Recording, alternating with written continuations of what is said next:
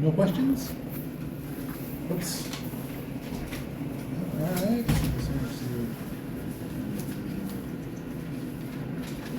Okay. All right. So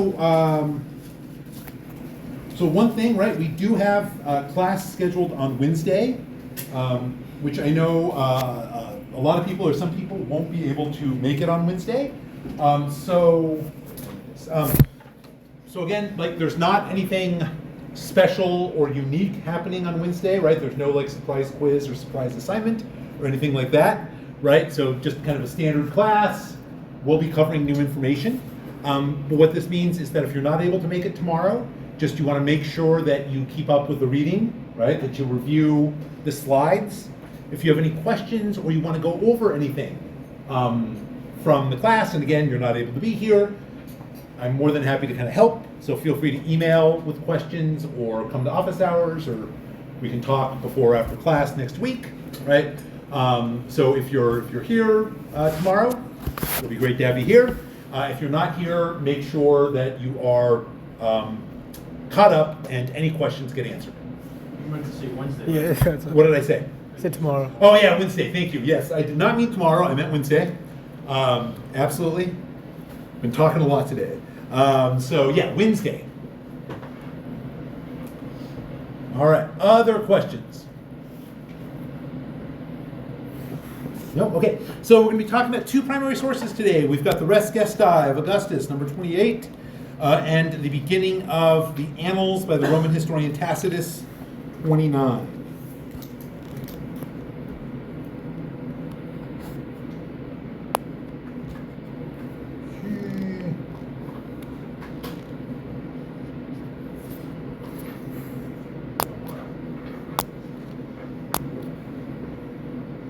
Okay, good. All right. So last class we were talking about kind of political conflict and civil war, right? We ended with, again, the fight between Caesar and kind of Gaius Pompeius, Pompey, right? And kind of the old school Romans. Caesar wins, comes back to Rome, now dictator for life, but gets assassinated, right? So this is where we pick up, right? 44 BCE. A group of senators who expressed concern about the already grown power of Caesar and his perhaps unconstitutional methods for holding on to power, right? He's going to be assassinated. The two leaders of this, I guess, coup, so to speak, Lucius Junius Brutus and Gaius Longinus Cassius. So is Caesar technically the bad guy here? I mean, Depends. It depends on. Are you asking a Roman? Are you asking a modern person? I mean, From a modern perspective, I mean, I would not. I'll put it this way: I would not want Caesar to be my head of state if I was. I mean, he was basically a power grab, right? I mean, bad and good; those are hard, right? Depending on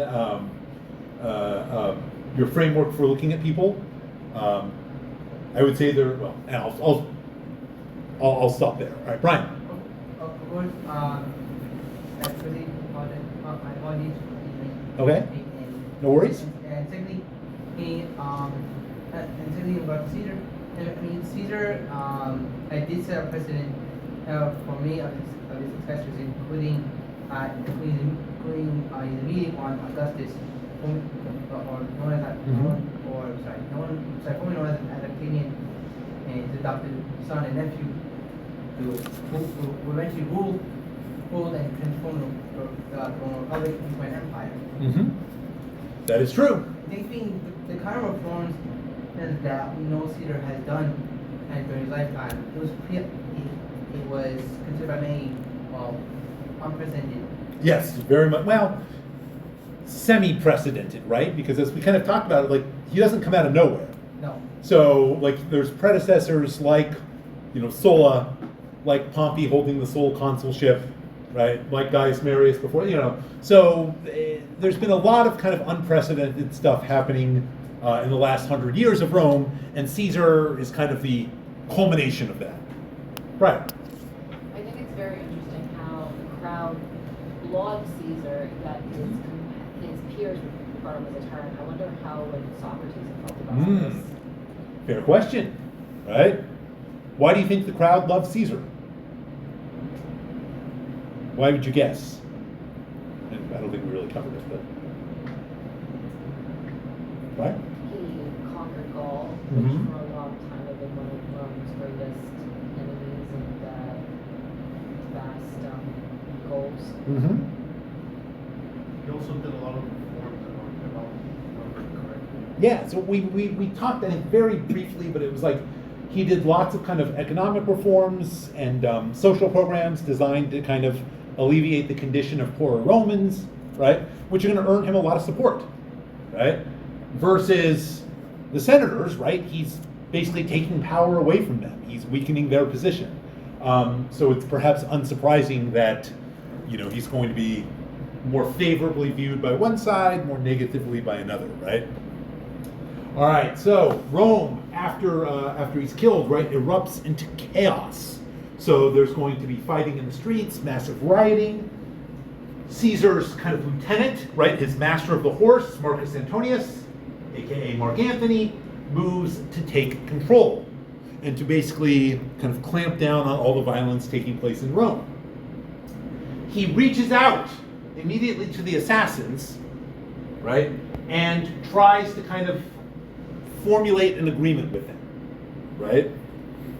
What he really wants is for them to not kind of formally declare or announce that Caesar was a tyrant, that Caesar was aspiring, if not to be king, then to be sole ruler of Rome. And the reason that they would do it is that would be a way of legitimizing their assassination, right? We killed him because he was trying to make himself king, but it would nullify all of the social reforms that he did. Basically, everything he did would be declared null and void because he didn't have the power to institute it, right? He also promises a general amnesty, if this can be agreed upon, so that Rome can kind of move forward. And they seem to reach possibly a tentative agreement, right? However, during Caesar's funeral, the crowd of people attending, the crowd of Romans, gets really angry, really worked up. Again, things get violent.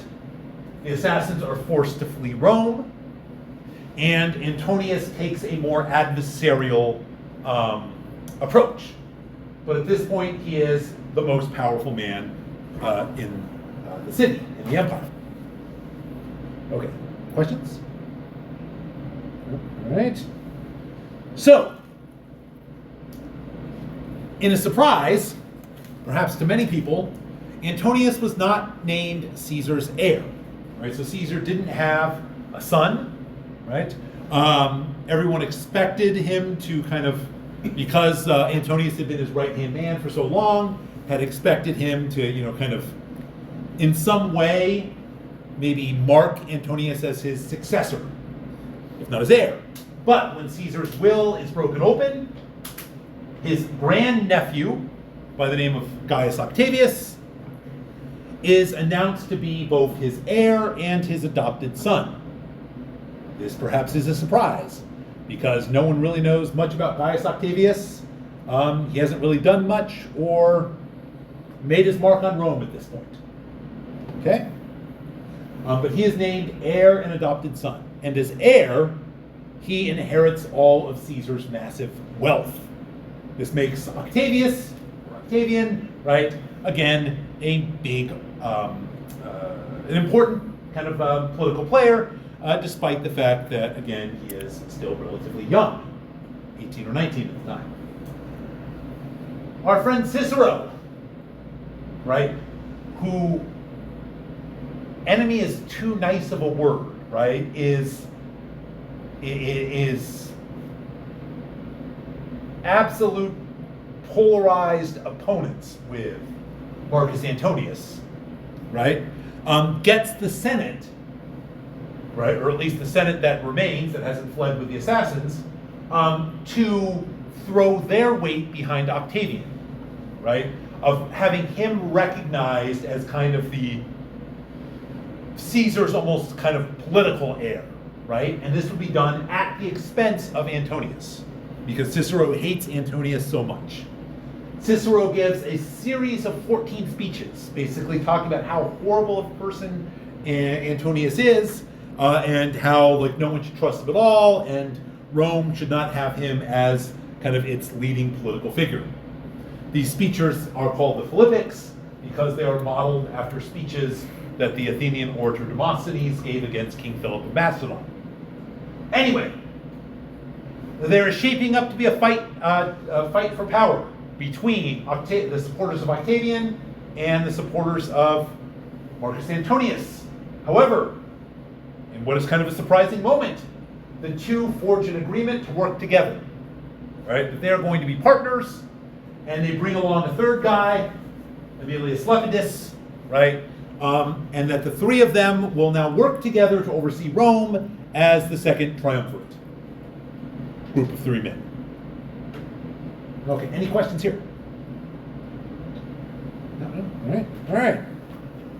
So, immediately, the first thing that the second triumvirate does is that they set up prescription lists. So we've seen prescription lists before. Who remembers prescription lists? Where we saw them before. They remember? They were very big, kind of a generation before. Okay. So it was Sulla, right? When Sulla seizes power as dictator, he creates, again, these lists of enemies of the state, right? And if your name is on the list, what can happen to you? God, What's that? you get killed. How? They go out and they kill these people and they take their land. Basically, yeah. So basically, if you see this person, right, if they're on a list, and you, average person, encounters them, you are allowed to kill them outright. No penalties, no trial, no repercussions, no nothing, and you get a reward. A big reward, possibly even part of their stuff, right? So, the second triumvirate says, well, we need to purge enemies of the states again, right? They create their own prescription lists. First name on the list, Cicero, right? Antonius supposedly makes this a non-negotiable element of the agreement, and Octavian, right, who had benefited from Cicero's help, was like, okay. So, a bunch of influential Romans are going to be prescribed and killed. Next year, right, Octavian, Antonius, right, second triumvirate, they're going to defeat the assassins at the Battle of Philippi. The next 10 years, right, are going to be Octavian and Antonius basically competing with one another for supreme power, right? Most of the time, this is kind of like Cold War, kind of behind the scenes kind of fighting for power. Sometimes there's some brush-ups or some flare-ups, right? During this time, the third guy is completely getting pushed out. He's becoming irrelevant. 31 BCE, Octavian defeats Antonius and his primary ally, right? Cleopatra, the queen of the Ptolemaic kingdom in Egypt, at the Battle of Actium. So Antony allies with Cleopatra, ends up possibly marrying her, or at least having a family with her, right? But Octavian's going to win. Someone asked way back when was the end of the Hellenistic era? So this is the date, 31 BCE, that modern historians use for the Hellenistic era, because it's the end of kind of the last big, powerful Hellenistic kingdom, Egypt, right? Egypt is no longer an independent kingdom, but becomes annexed and incorporated into the growing Roman Empire. Octavian stands alone. Basically, he now controls all the armies, holds all the power. There is no one to challenge him. Here we have a coin issued by Octavian, celebrating, right, his victory over Antony and Cleopatra, right? The coin says, kind of, captured Egypt, right? Egypt was captured, and there's a crocodile on it, which is symbolic of Egypt, right? So again, spreading the message that he has won. Okay, questions here, comments? Is it true that Cleopatra had a son with Julius Caesar? Well, all right, yes. Well, the answer is she had a son. She claimed this was Caesar's son. Caesar seems to have acknowledged that it was his son. Do we know for sure? Well, Yeah. we I guess never. But probably, yeah. I guess because he never claimed him as the heir, I guess it was. Right, but he did. There are secondhand sources that said Caesar acknowledged him as his son. Probably, right? I can't remember exactly whether, but I think that Caesarion was killed after his mother died. And Yeah. Meanwhile, Mark Antony's children with her were reassimilated into Roman upper class. So I feel like they wouldn't have killed him off if he was not Caesar's son, at least not. Or if people didn't think that he legally. was Caesar's son. Yeah, if he didn't pose an actual threat. Right. Although no one really knows what happens with Antonius's boys with Cleopatra. So they go back to Rome. They march in Octavian's kind of triumphal parade. Then they disappear from the record. So maybe they got to live lives, or maybe something more nefarious happened. We don't hear anything about them again. Whereas their daughter, Antony and Cleopatra's daughter, has an interesting career. She ends up marrying the king of Mauritania, or a guy who becomes the king of Mauritania, and she becomes queen of another North African kingdom. But another story. All right. Why was Lepidus a part of the second triumvirate? At the time, he carried some influence with the Senate. I mean, so it seems like they wanted him on board to kind of carry kind of maybe the kind of old school respectability, but it's hard to say for sure. It's not quite clear what he brought to the table if it wasn't that. Okay. So, at this point, Italy exhausted, right? There has been nonstop war for the last 50 years. And even before that, there were kind of sporadic civil wars like the Social War, or the kind of fighting between Marius and Sulla, right? So, again, Italy is just beat down, much like Greece after the Peloponnesian War. There is a huge desire for peace and stability, right? This will go a long way to explaining what happens with Octavian, right? Is that people are just like, look, we don't want any more conflict, we don't want any more struggles for power, we just want some peace and stability so we can recover. So, Octavian is given a mandate by the Senate and people of Rome. His mandate is to restore the Roman Republic. Now, in order to restore the Roman Republic, what needs to have happened first? If you're going to restore something, first it needs to be destroyed, right? So the claim is that somewhere along the way, and they're a little fuzzy about when, right? The Republic got destroyed. And that's the explanation for all of the nonstop civil war, right? So Octavian gets a mandate to restore, right? To rebuild or refix the Roman Republic, and to prevent any new conflict or strife. So what they do is they bundle up a bunch of traditional Republican powers, powers that were associated with different magistrates or even priesthoods. And they kind of create a bundle and they say, Octavian, these are now yours. So for example, one of the powers that he gets is the power of the veto, right? So who used to have the power of the veto? Tribunes. Tribunes of the plebs, right? But they say, okay, Octavian, you're going to have this tribunician power of the veto so that you can restore the Republic, right? They recognize him in using the word imperium, that he holds the imperium, the right of command. This was what magistrates held, right? Especially the consuls.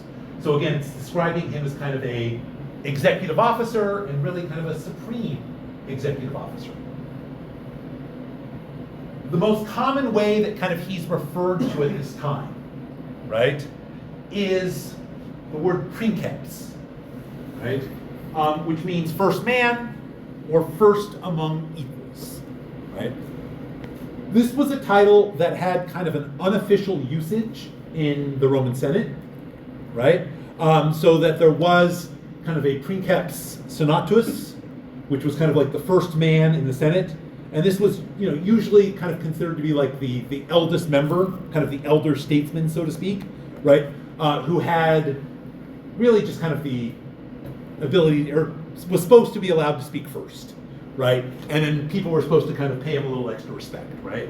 So it seems to kind of come out of that tradition, right? It signifies his slightly elevated position, but what it's supposed to communicate really is this idea of first among equals, that he's still the same as everyone else. He's just kind of the elder statesman, despite again the fact that he's like 23, 24 at this point, right? A few years later, he is going to be awarded a new name / title, Augustus, right? So again, it just means kind of like great one, elevated one, right? But this becomes both kind of his name and his title. Now, modern historians refer to this kind of early period of one-man rule as the Principate, right? And really, the reason we kind of do this is because it's, for all intents and purposes, one-man rule, but no one at the time is really admitting it.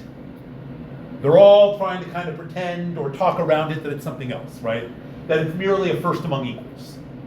And we distinguish this from either kind of the empire or the dominate, where there is a clear monarch and emperor, and no one's hiding it or ignoring it or beating around the bush, right?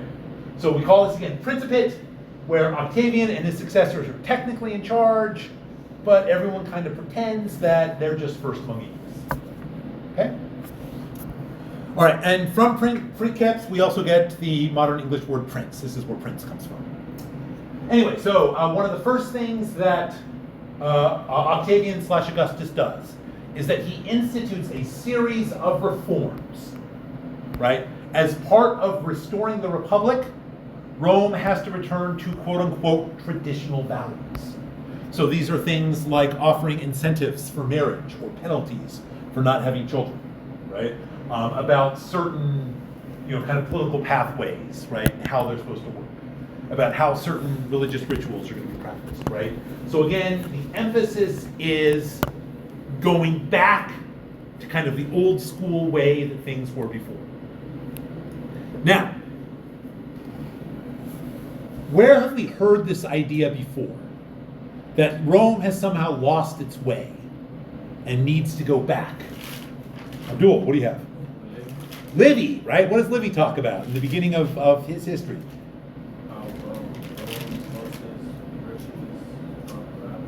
Right? Rome used to be virtuous and honorable, and all the Roman men did all the right thing, but now it's corrupt immorality, right? What did you say, Brian? Also, sorry, because I was adding on to your point about how you also mentioned on the fact that the Rome and the Republic as a whole has become increasingly more corrupt. Mm-hmm. Especially with the land and being more and more being more centered around the elites Mm-hmm. and then around the regular side. Mm-hmm. Yep. And again, Sallust says the same thing in the beginning of the story about Catiline, right? Again, Catiline is part of this trend of a growing immorality in Rome. That Rome has lost its way, right? Now these works are being written at the same time as Augustus. In fact, Livy is patronized by patronized meaning supported by Augustus's kind of chief kind of cultural, culture czar, so to speak, right? The guy who's kind of making these things work, right? Is supporting Livy, so it's kind of contributing to Augustus's message that Rome has kind of, gone down this deep pit of immorality and needs to go back to the old way, the traditional ways, and that'll fix everything. So that's gonna be a big part of his message. Okay, so he begins, again, kind of a messaging campaign, right? You can call it propaganda. One of the first things he does is asserts the divinity of Julius Caesar. That after he died, Julius Caesar ascended to the heavens as a god. And this would make Augustus the son of a god. He engages in a massive building program, which connects him to Caesar, right? Caesar was doing this building program to kind of revitalize kind of working class Romans, right? The messaging around his building program is really twofold. One, his kind of family, his person and his family. So for example, one of the main temples that he dedicates is the temple of Mars Ultor, Mars the Avenger, right? Who knew Mars was part of the Avengers, right? No. Mars the Avenger, celebrating his victory over the assassins of his father. And the other message, right? Stability and peace. So he dedicates this giant altar, right? Called the Arpakis, the altar of peace, right? So here are some of his messaging. I'll go back to that slide in a second, right?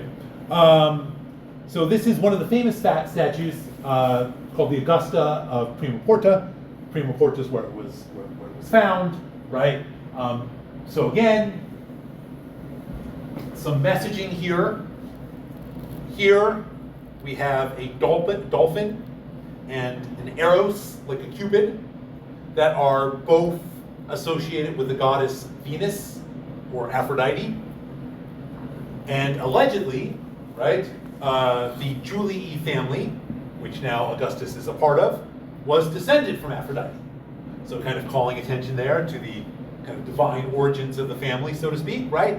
He's dressed up in military garb, despite the fact that he was not much of a soldier himself.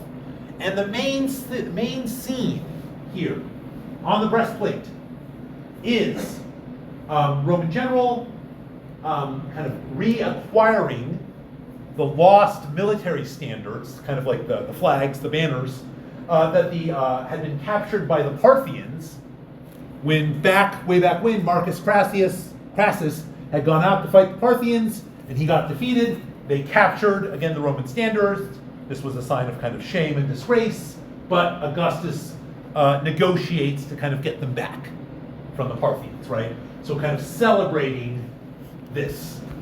So how does this fit into Augustus's message? Why is he celebrating the fact that he got back these captured standards from the Parthians? How does it tie with kind of what I just told you earlier? What do you think, Nicolette? Like he's trying to say that he will achieve to bring Rome back to its greatest point. Right, and again, so what's part of these traditional values that Rome has lost? Bravery, honor, winning wars instead of losing them to the Parthians, right? So again, morality part. I mean, it's all wrapped up in Roman morality, right? So again, this is kind of part of the message of kind of fixing the things that have gone wrong. We're going back to the old ways where Rome's going to be winning battles. Unfortunately, Augustus, what doesn't get mentioned here is one of his own armies gets massacred and the standards get lost, but he doesn't really publicize that point very much. So, yeah. Anyway, was there a question, Brian? Well, what do you think? Was that it was going to ask the fact but the actual thing was the Caesar it did say president if the fall. So that considering the actual monarch, the 20 years is peace throughout the Roman Empire.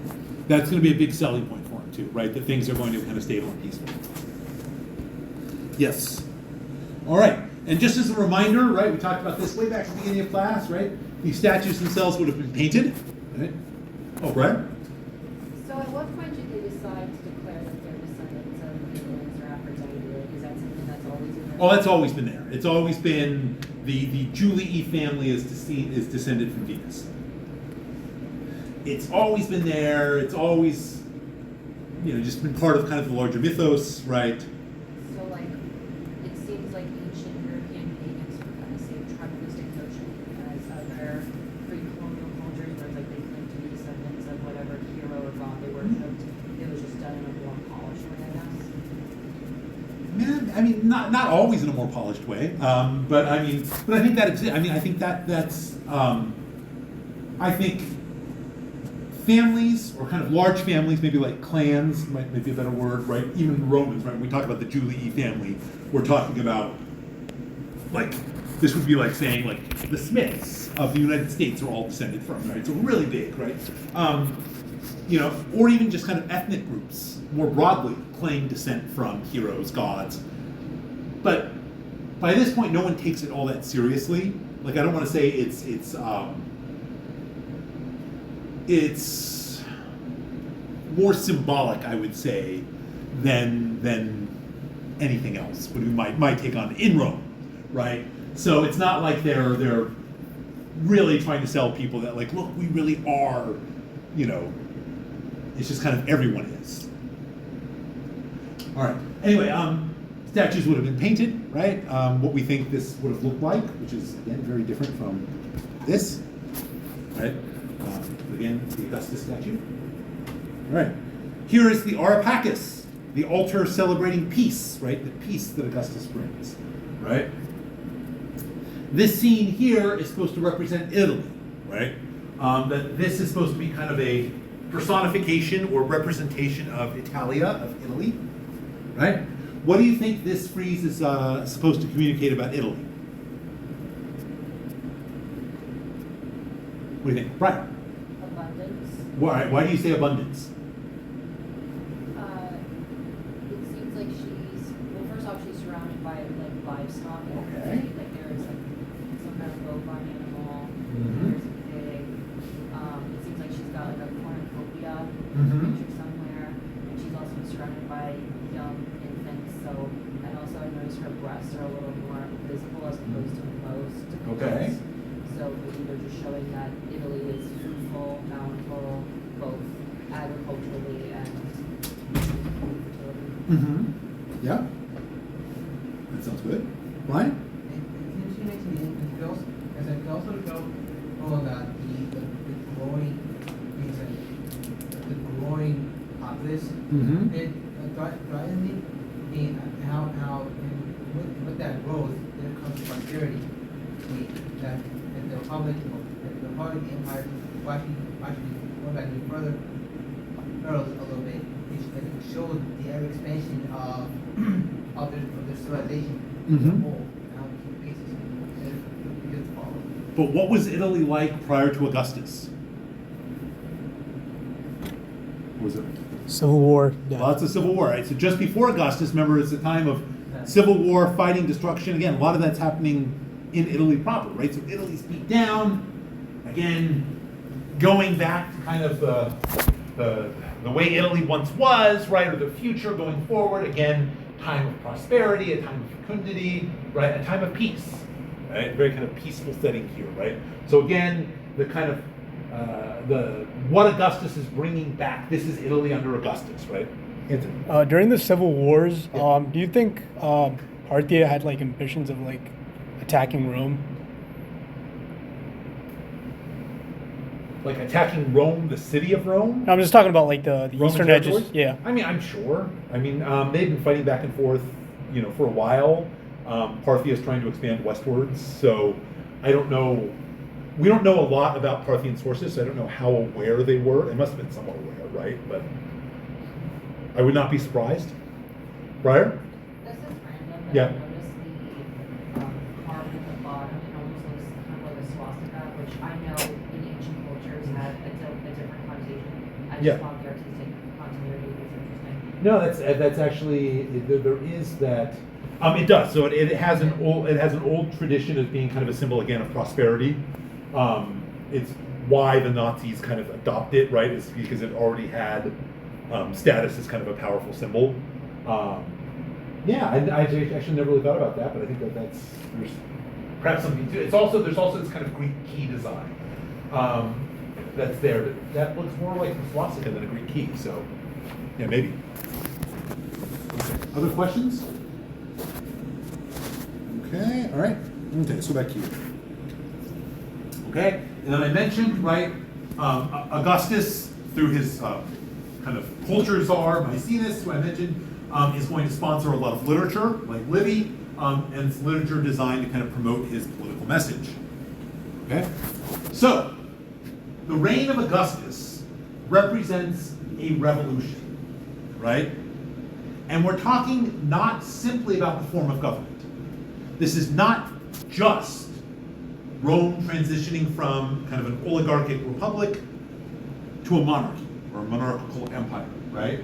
It's also going to be a revolution in who holds power, right? Remember, Octavian kind of came from nowhere.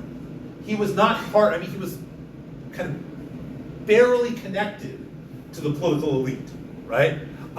The people that he is going to kind of bring with him, many of his chief supporters, again, they're people that are rich, right?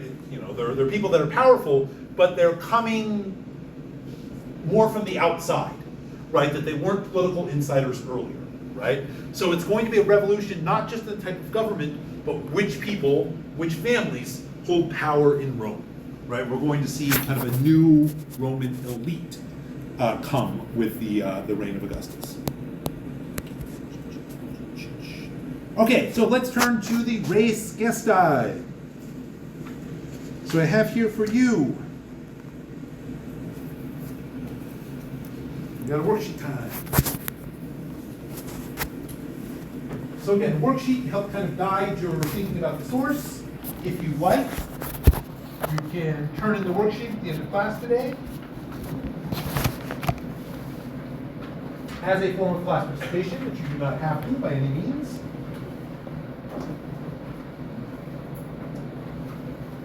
So we're going to spend like 10, 12 minutes going over the source. I would encourage you, but I will not mandate it because, well, I will encourage you to partner up, to talk about these questions with someone else, but I will not force you if you do not want to do it. Okay, there we go. So again, this is practicing the source analysis. So just we do on the exams and anyone? The exams and the essay. All right, so we'll say 10 to 12 minutes. If anyone has any questions or needs anything clarified about the source, I'm happy to help.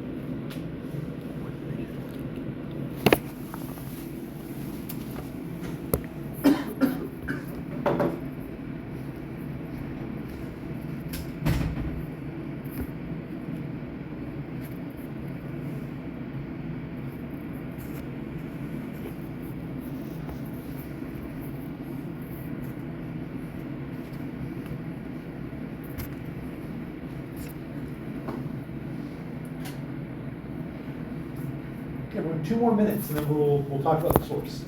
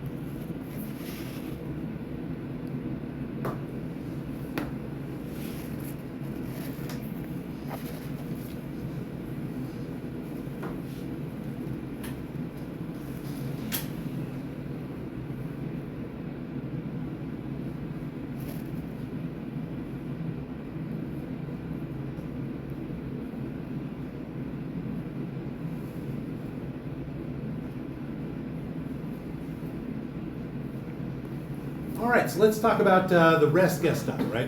So what does res gestae mean? The done The done deeds, right? So basically, here's what I did. So who's the author? Augustus. Augustus, right? Yeah. And why was it written? All right, and so why do you write something like this? What's your goal? Memorialize your Your legacy. Your legacy, right? To be memorialized so that people remember you, right? So it's kind of how you want to be remembered. And these were inscribed on 2 giant kind of bronze pillars that were put outside of his mausoleum. Mausoleum, kind of like building that acts as a grave, right? It was kind of like right in the middle of Rome. But then copies were engraved in the sides of buildings and temples all throughout the Roman Empire. Up on the screen there's a recreation of one of the versions. The best preserved version of this is actually found inscribed in the wall of a temple that was dedicated to Augustus in Rome, that's located in modern Turkey, in Cairo. So this is a copy of it or a reproduction of it that's in Rome up there, right? All right, great. So how does he characterize his rise to power at the beginning? How does he characterize his rise to power? What do you think, Brian? Self-important, meaning at the age of 20, he rose his own army to defend the honor of his assassinated father. Okay. So if you're going to put that in your own words, why does he rise in power? Or what's motivating his rise to power? Revenge. Revenge, right? Revenge against, Well, to revenge his father. Avenge his father. to avenge his father, right? Yeah, again, right. Which again is a positive, kind of positive trait for Rome. Brian? But there's also more than that. As you also, sorry, as you read, as you begin to read down in the paragraph, you also see that again, Rome was a strife, and the word was oppressed by the government of a faction. Mm-hmm. So I said that the Senate and as well as the people who that made Augustus was like gave Augustus the imperium Mm-hmm. and the command of all. So as well as the roles of being consul and tutor and to see to it the state so there's no harm, and reestablish the republic. Okay. So what is perhaps even more important than revenge? So revenge gets mentioned next, right? But perhaps even more important or even more motivating is Order. order. Okay.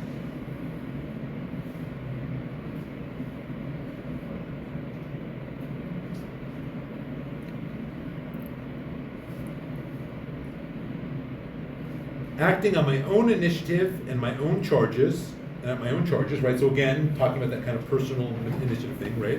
I raised an army wherewith I brought again liberty to the republic, oppressed by the dominance of a faction. What did he do? Chris? He gave like freedom back to, he brought like freedom to Rome. Yeah, right. So he freed the Roman Republic, or brought freedom back to Rome, right? He did this kind of on his own initiative and with his own funds. Where do the funds come from, by the way? Yeah, not yet. I thought that was Caesar's fortune. It's right. Well, it's from his inheritance from Caesar, right? But again, he raises up the army and frees Rome, right? So again, it's clear that the dominance of a faction is supposed to be the senators that killed Caesar, right? So he's kind of talking about his campaign against them, right? And that this is the start of, again, him restoring the Roman Republic, which has somehow been broken or destroyed. All right, good. That was the mission, right? The mission given to him by the Roman people, right? Again, they gave me imperior, they gave me power to see to it that the state suffered no harm. I think someone said to stop strife, right? In the same year too, when both consuls had fallen in battle, the people made me consul for reestablishing the republic, right? So again, the emphasis of what is motivating his rise in power? This mission again to save Rome, right? And part of that again is avenging his father, who he is going to link to his mission. That his father was trying to save Rome, he got killed by this faction. Augustus is going to kind of continue his mission to continue what Julius Caesar had started. Okay, what types of accomplishments does he talk about here? Anthony? He formally added Egypt to the Roman Empire. Okay, added Egypt. It's a big deal. What else does he do? Jeremy? Cleared the city of pirates. Okay. He used a lot of his money to improve the lives of people. He gave money to the plebs. Right. Fixed aqueducts. Okay. He built temples and he funded the treasury. Okay, right.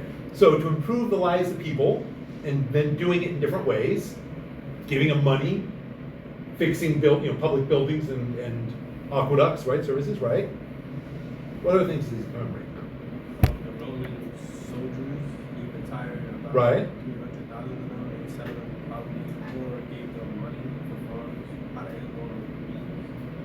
And he sent them back home after they service was over. Mm-hmm. Okay. So he retires the soldier and makes the provisions for them to get their retirement land, which, if you remember, was supposed to happen but wasn't automatic. But he's kind of saying, look, I made sure this happened. Right. He compelled the Parthians to return to Roman standards. So, Parthians and the standards, right? Yeah. What? He also aided in games and circuses. Mm-hmm. What's the purpose of games and circuses? I'm guessing to make people feel better. Yeah, right. Public entertainment. Party. Uh-huh. He also aided in agriculture.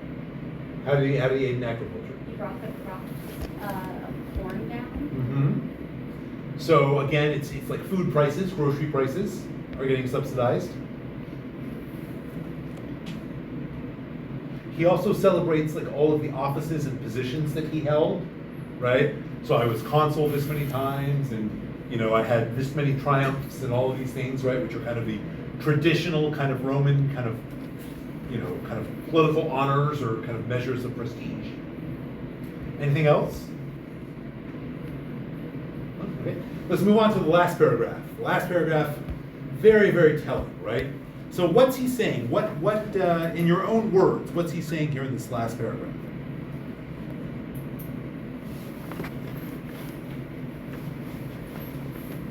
For summary, Abdul.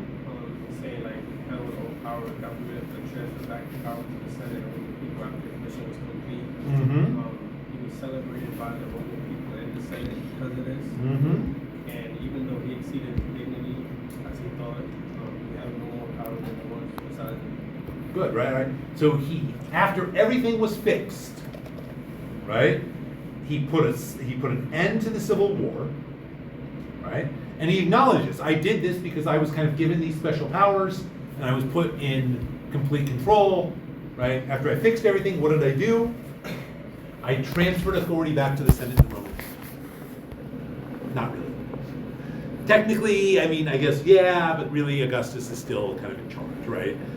Everyone's kind of pretending that he isn't, right? But he's, again, emphasizing the fact that I was given this temporary power, like a dictator, doesn't use the word though, right? I did what I was asked to do. I fixed things, I solved the crisis, and then I gave it back to kind of the traditional constitutional powers. So you see how you say that you like they pretend that he doesn't hold so much power. Mhm. You eventually like acknowledge that they have that. Yeah, eventually they'll get there.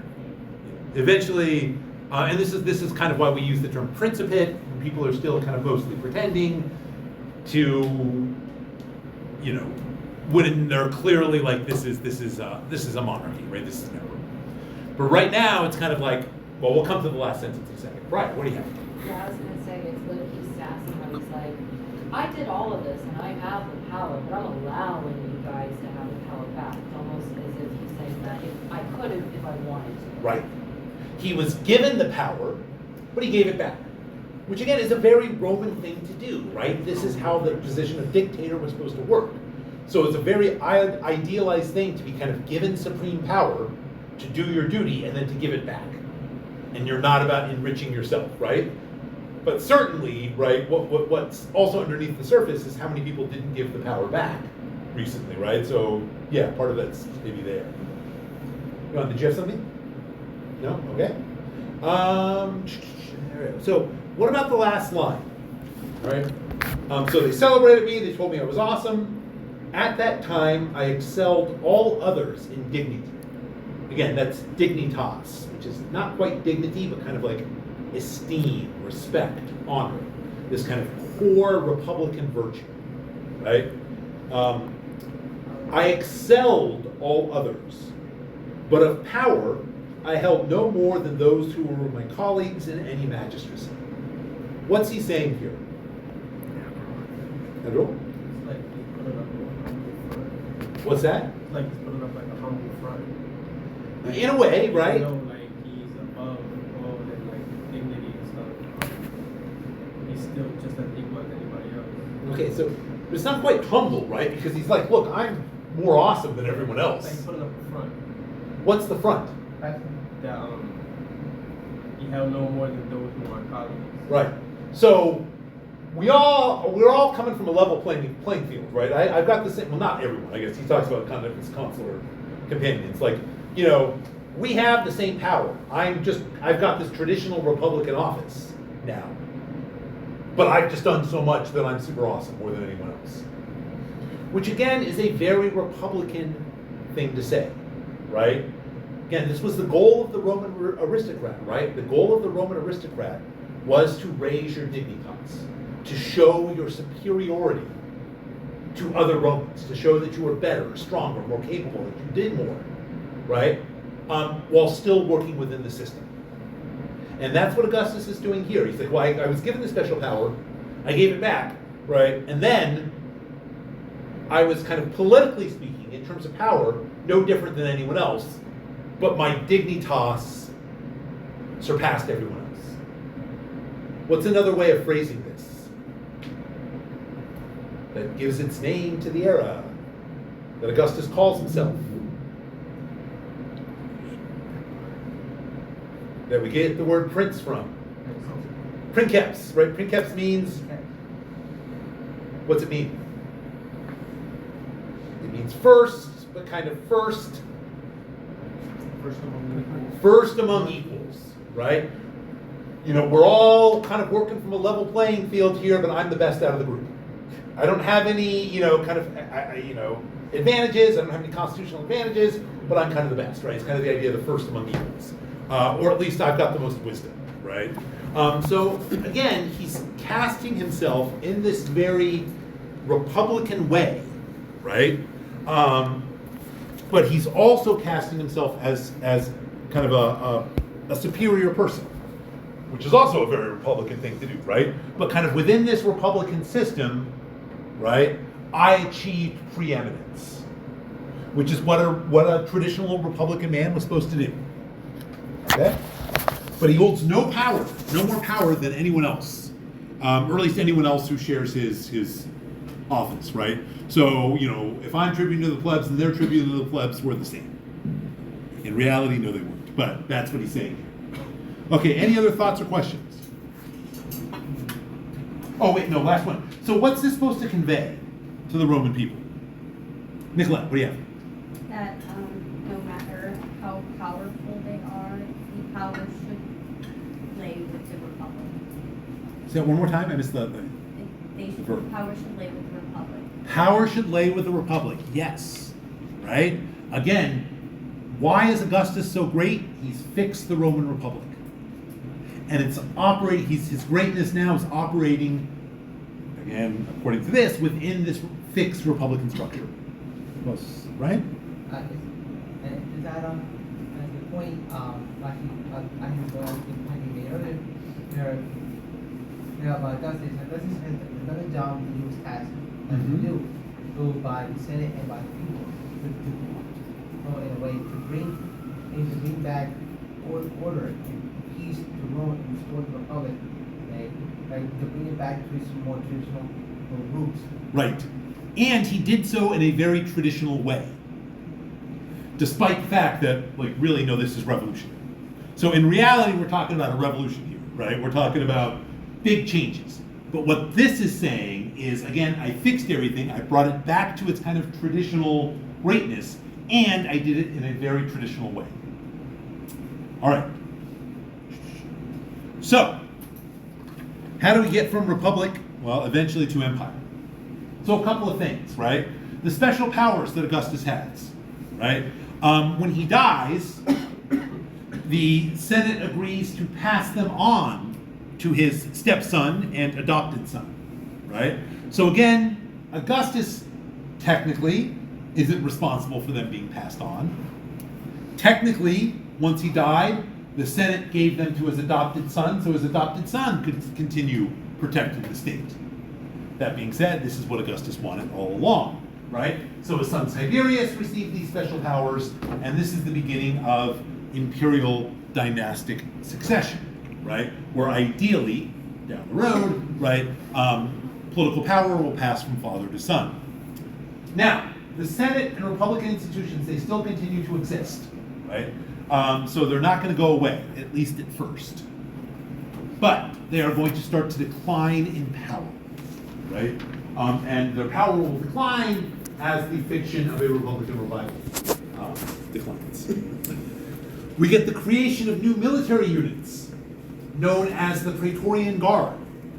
So their mission, right, is to protect Rome and Italy from all dangers, right? And they're going to be the closest military units that are stationed to the city of Rome. In addition to that, right, as part of that, they're protecting the princeps and the emperor. Very early on, the Praetorian Guard is going to come to have a role in choosing who is going to be emperor, right? So after Tiberius, we get a guy named Caligula, right? When Caligula is assassinated, there's a lack of clarity about who is going to be kind of the next leader of the Roman state, the next princeps, right? The Praetorian Guard go and find his uncle Claudius and say, you're now in charge, right? So again, they're going to have almost this kind of king-making power. And again, this comes from the fact that they are the local kind of powerful army. We get a new office that comes with them, right? The Praetorian Prefect. So this is the guy that is in charge of the Praetorian Guard. This person, this office is going to come to have lots of power, right? Because of all of this, right? So one of the prototypical examples is the guy named Sejanus, who is the Praetorian Prefect under Tiberius, and is basically kind of wielding unchecked power. There's also the development of an imperial cult, right? Religious worship that is dedicated to the deified spirits of deceased emperors, right? So as I mentioned, Julius Caesar was declared a god upon his death.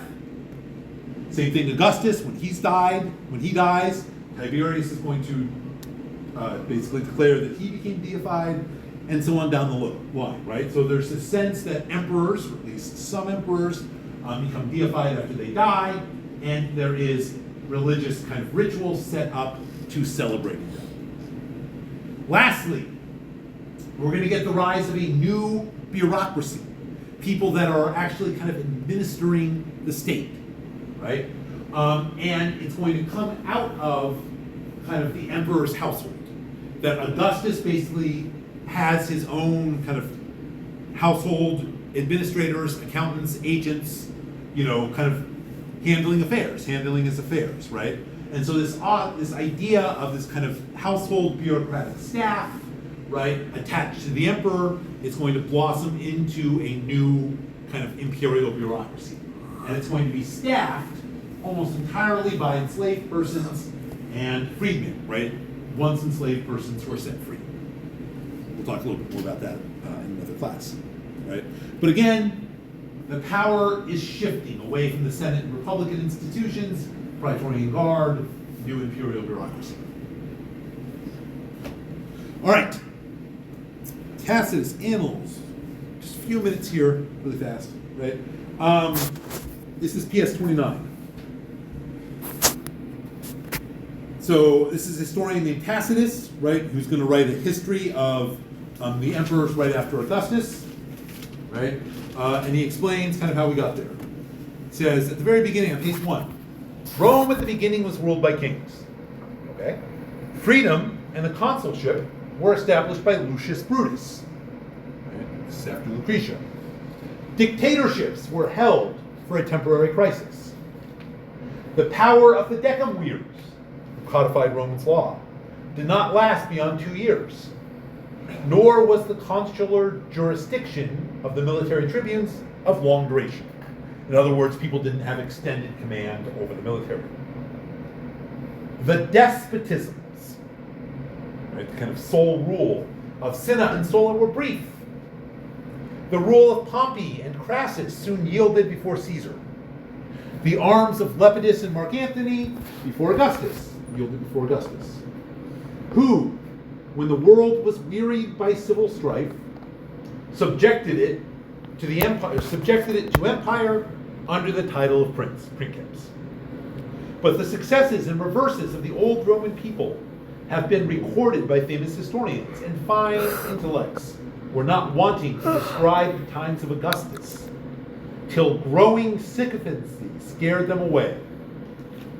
The histories of Tiberius, Caligula, Claudius, and Nero, while they were in power, were falsified through terror, and after their death, were written under the irritation of a recent hatred. Hence, my purpose is to relate a few facts about Augustus, more particularly his last acts, and then the reign of Tiberius and all which follows, without either bitterness or partiality from any motives to which I am far removed. Okay, so how is Tacitus here characterizing the rise of Augustus and his successors? How's it characterized? Well, for starters, the reign of Augustus as well as his successors and Tiberius, Claudius, Nero, so and the others, their reign lasted much longer than any rulers of Rome that came before them. True. And not any rulers per se. What rulers get mentioned for the most part. Well, kings. Kings, okay. Kings, consuls, fools, and despots. Despots, right? But I mean, all right, so we get the consulship with Brutus, right? But he mentions basically dictators, that was temporary, and then kind of despot, the people that are kind of achieving sole power. So where does empire come from, according to Tacitus? What's been happening over time? They like created like succession of empires over time. So that's certainly going to happen by his time. But what led up to that?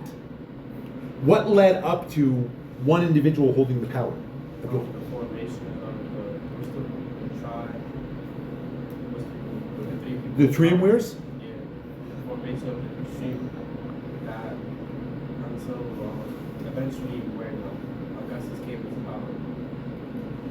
What happens before Augustus? You get the triumvirs. Sure. Like so you've got like Anthony Octavian Lepidus, or it doesn't really mention. I guess Octavian's been on there, right? Did you also get the the years of civil war and strife after Caesar's death? Well, I guess that's what he alludes to when he talks. I guess when he talks about, he's talking more about the length of reigns, right? But what is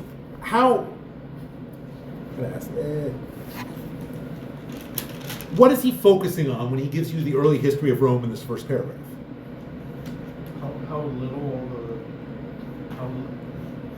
How little like the consulships and all the things are like lasting. You're close. You're really close. Not consulships are only supposed to be a year. He does mention that, but it's not really or consulship. That's not really the like. What's he focusing on? Who are these people that he's talking about? Power. What kind of power? Like soul power. What's that? Not soul power, but like the important power. Like absolute power. Yeah, or at least kind of moving in that direction. There we go, right? Again, people that held, kind of extra power, more than you were supposed to have under the Republic, right? And again, there's this trend, sorry, I'm out of time here, right? But there's this trend, right, of more and more people are holding extra and extra power, right? And it's short times at first, but it's yielding before others, and you keep getting more and more powerful people, and now we've got emperors, right? So there's been this trend, this growing trend of people with power, right? And Augustus isn't fixing it, he's kind of the culmination of it. All right. Not to backtrack, but the cult of the emperors, is that why they tried to put a statue of American Temple in Jerusalem? That's like what led to the war? So it's, in theory that might be Gaius Caligula. We're not sure if it happened or not. Maybe. That was also problematic because he was allegedly claiming divinity while he was still alive. So anyway, we're out of time. I'm happy to give more information if you want about